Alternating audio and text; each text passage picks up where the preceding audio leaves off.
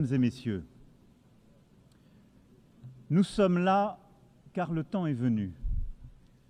Le temps est venu de libérer les 48 otages détenus par le Hamas. Le temps est venu d'arrêter la guerre, les bombardements à Gaza, les massacres et les populations en fuite. Le temps est venu car l'urgence est partout.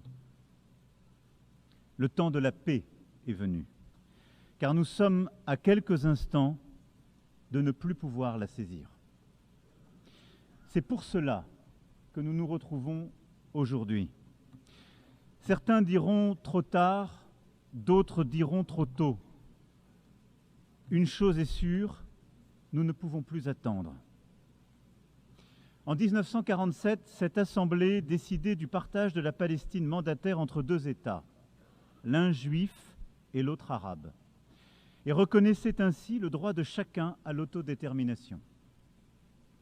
La communauté internationale consacrait là l'État d'Israël, accomplissant le destin de ce peuple, enfin, après des millénaires d'errance et de persécution, et qui put fonder là une si belle démocratie.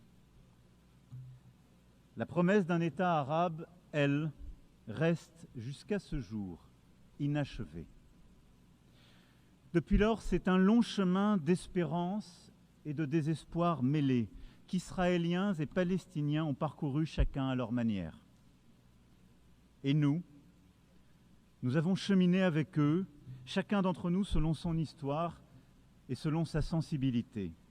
Mais la vérité est que nous portons la responsabilité collective d'avoir failli jusqu'ici à bâtir une paix juste et durable au Proche-Orient.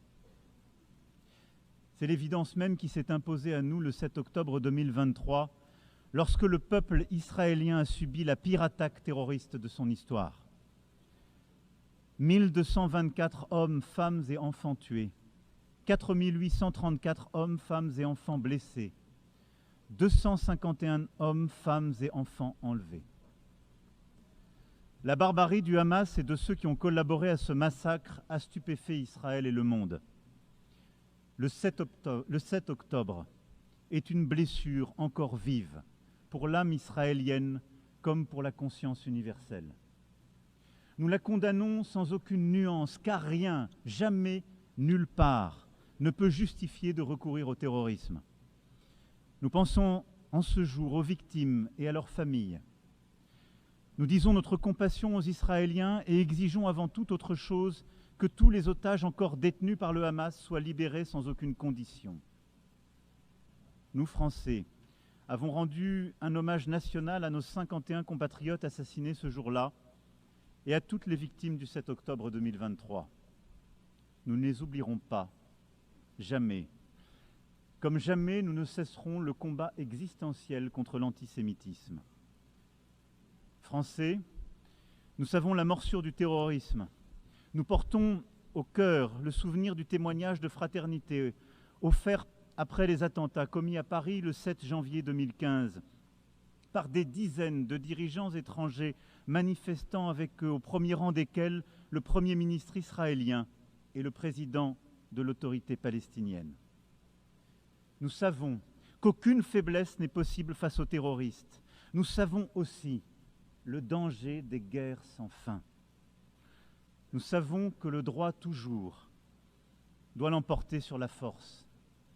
Nous savons enfin de notre histoire que l'attachement à l'universel et à la paix est l'héritage des siècles passés comme la condition du salut.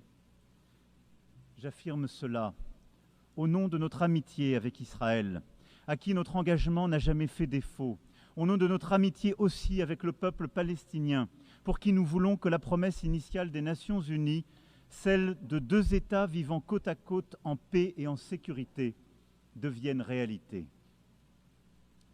Or, à cette heure, Israël étend encore ses opérations militaires à Gaza dans l'objectif déclaré de détruire le Hamas.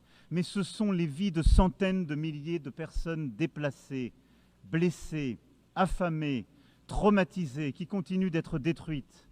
Alors même que le Hamas a été considérablement affaibli et que la négociation d'un cessez-le-feu durable reste le moyen le plus sûr d'obtenir la libération des otages.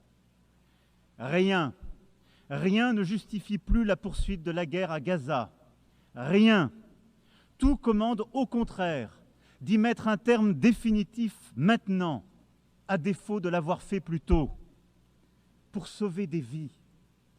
Les vies des otages israéliens encore détenus dans des conditions atroces, les vies des centaines de milliers de civils palestiniens accablés par la faim, la souffrance, la peur de mourir, le deuil de leurs proches.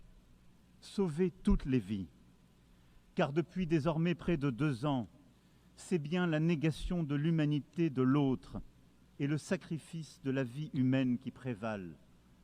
Oui, depuis le 7 octobre, c'est bien la vie de l'autre qui est niée.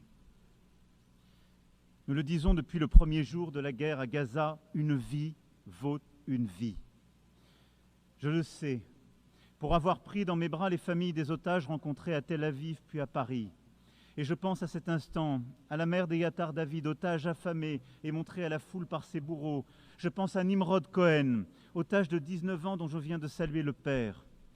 Je le sais, pour être allé aussi au chevet des victimes palestiniennes des opérations militaires israéliennes, réfugiés à Al-Arish, des femmes, des enfants, dont je n'oublierai pas le regard.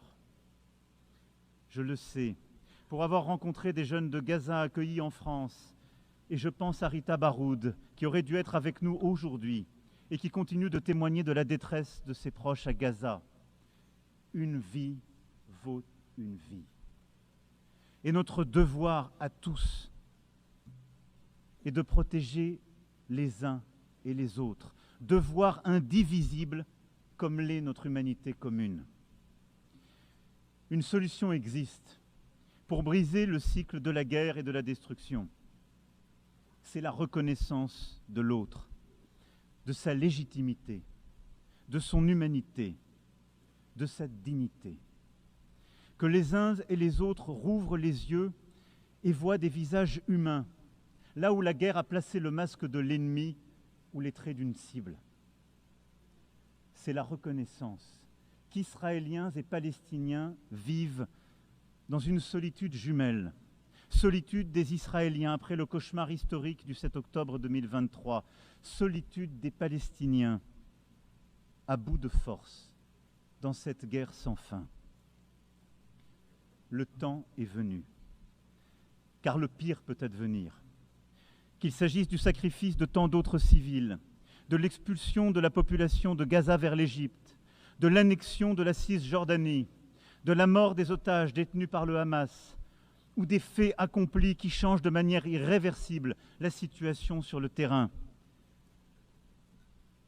C'est pour cela que nous devons aujourd'hui, ici même, ouvrir ce chemin de paix, car depuis juillet dernier, l'accélération des événements est terrible. Et au point où nous en sommes, il est à craindre que les accords d'Abraham ou de Camp David soient remis en cause par l'action d'Israël et que la paix devienne impossible pour longtemps au Moyen-Orient.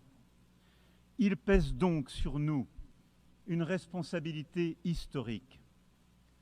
Nous devons tout faire pour préserver la possibilité même d'une solution à 2 États, Israël et la Palestine, vivant côte à côte, en paix et en sécurité. Le temps est venu. C'est pourquoi, fidèle à l'engagement historique de mon pays au Proche-Orient, pour la paix entre le peuple israélien et le peuple palestinien, je déclare que la France reconnaît aujourd'hui l'État de Palestine.